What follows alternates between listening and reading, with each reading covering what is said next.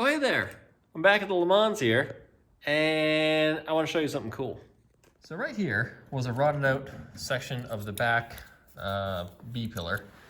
And what I did was I just notched out a section of it because I wanted to see how thick this metal was where it's not rusty. So I got this gauge.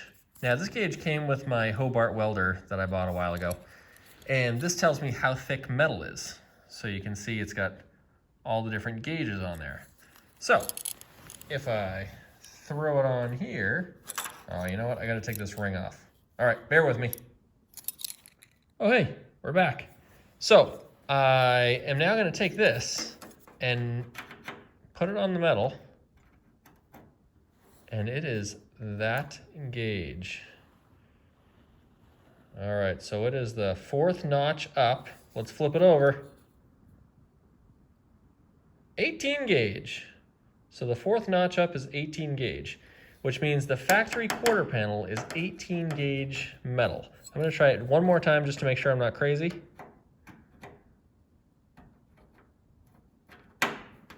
Yeah, the tighter one definitely does not fit. It is 18 gauge all day. Now, I'm gonna show you the other cool thing. So I was talking with my brother about how I have to buy some sheet metal to put around this window, and I was saying that I'm surprised at how expensive sheet metal is because I was hoping to buy it online. And once you buy the metal and include the shipping, a piece that was like 2 feet by 4 feet was probably gonna cost me around $60, which is way more than I was hoping to spend. And I was talking to my brother about this, and he's like, hey, I might have some sheet metal for you. So I went to his house and I grabbed these metal shelves, and guess what they are? They're steel, and the best part, let's check it out. Not 20, 18. This metal is 18 gauge steel, which is absolutely perfect for what I want to do, and it's totally free. And I got like 6 of these from my brother because he was just taking apart these shelves that he had. So what I'm going to do, without boring you any further, is I'm going to cut this up and bend it and see if I can make a piece for this Lemans.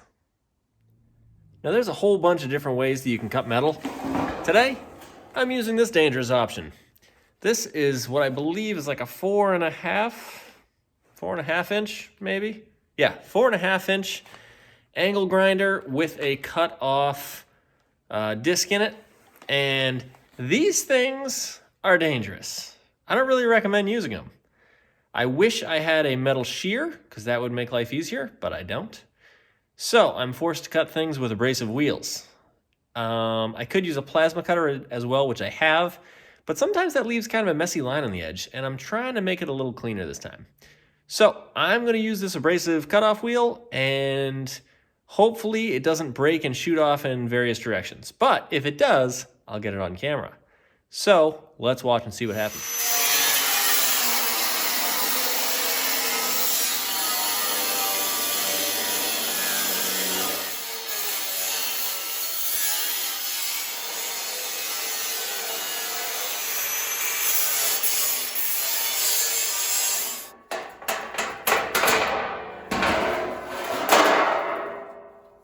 All right, I have one more tip for whenever you're using one of these things. You never want to cut on the same plane as your face. And by plane, I mean you never want the blade facing your face. Because if this thing breaks off and flies at you, it will probably cut through your mask and your face, and it ends up being gross. Definitely don't Google it unless you want to be scared for the rest of your life. Always cut with the blade like this, so that if it does go flying, it goes flying in a different direction than you are. Because if you turn it like this and you start cutting, it's gonna get dangerous quick. So yeah, always be aware of the cutting blade angle And obviously don't like bend it in weird angles when you're cutting through metal, because you'll snap the disc and then it'll fly off and injure somebody. So yeah, that's my pro tip of the day. Let's bend some metal.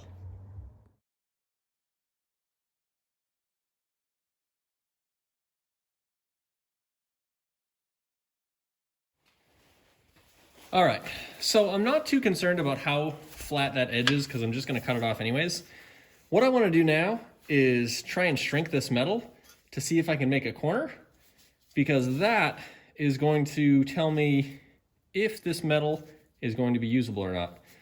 I think that it is going to work, but we won't know until we try. So let's try and shrink some metal and see what the heck happens.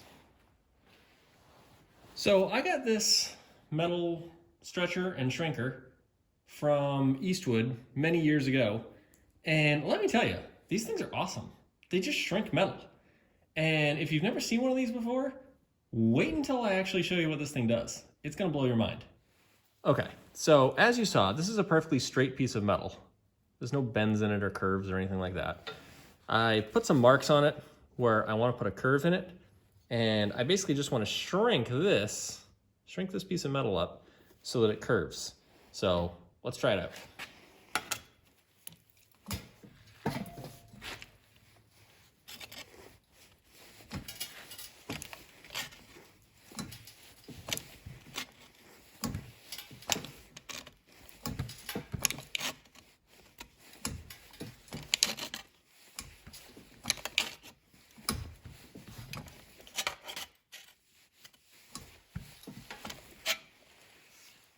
You can start to see the curve happening in the metal.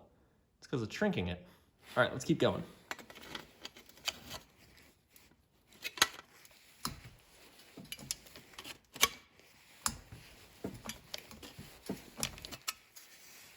All right, you can see curves looking more, but we need to get a 90-degree curve in here, so let's keep at it.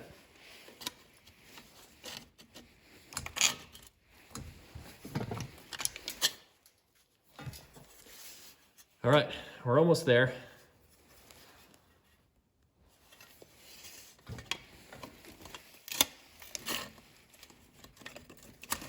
Oops. Okay, let's test fit it on the car. A quick close-up, you'll see this now has a 90-degree bend in it and a curve. And that's because we shrunk this area of the metal, and now, yeah, it's bunched up, it's thicker, and hopefully we can make a corner of the window this way. This is not looking bad for my first test fit. So it looks like I'm gonna need to shrink up here a little bit to get some curve in here, and maybe, probably just a little bit all the way up.